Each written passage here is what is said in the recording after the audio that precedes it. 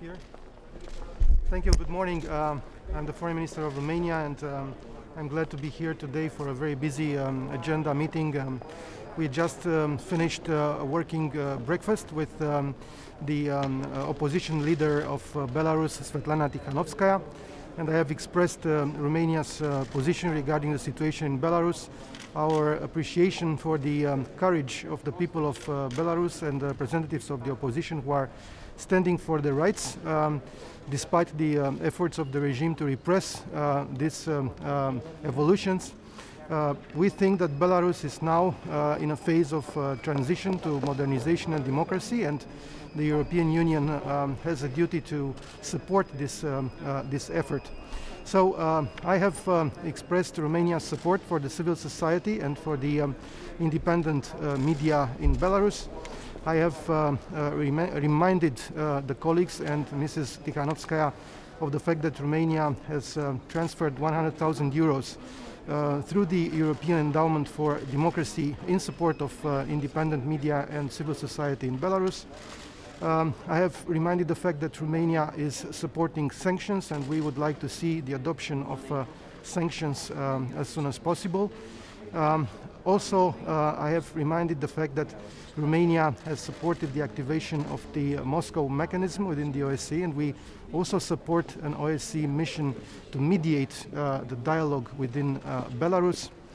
And last but not least, I have informed the colleagues of the important joint statement which was adopted this morning and issued by the presidents of Romania, of Poland and of Lithuania. This joint statement is making a proposal for the international community and the European Union to prepare a package of economic assistance for the democratic Belarus. Inter alia, this package would comprise support for accession negotiations to WTO, the support for development of a liberal economy in Belarus, visa-free regime when the conditions will be met for that, and also other types of financial support from the international financial organizations.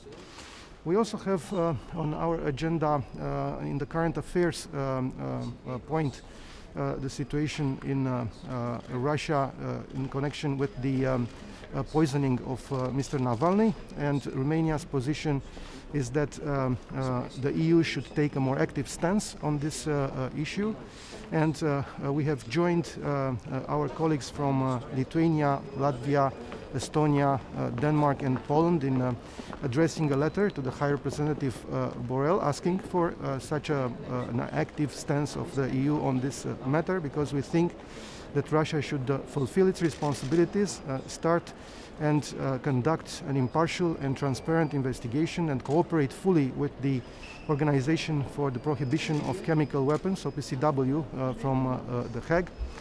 And I think we should also consider sanctions if needed in that respect in connection to this file of poisoning of Mr. Navalny. We will also have Turkey on our current affairs agenda, and I will renew the appeal on behalf of Romania for de-escalation, for reducing of tensions, because what we need is calm and resuming of direct negotiations between the involved parties. And we will listen, of course, Mr. Borrell's presentation on the recent efforts in order to create the environment for the parties to come back to the negotiation table. We praise the efforts of High Representative Borrell, of Germany, and of the President of the European Council in that respect. We will also have on our agenda Libya. We will have the relationship between EU and the African Union, the relations with the southern neighborhood, and we are looking forward to the debates on these topics. For instance, on Libya, we would like to see a transition from a simple ceasefire to a true process of negotiations in order to find a sustainable solution to the conflict between the parties involved. And as far as the relationship with the southern neighborhood, we are looking forward to the debate during today's meeting in order to find ways to enhance further the partnerships with the countries in the southern neighborhood. Thank you so much.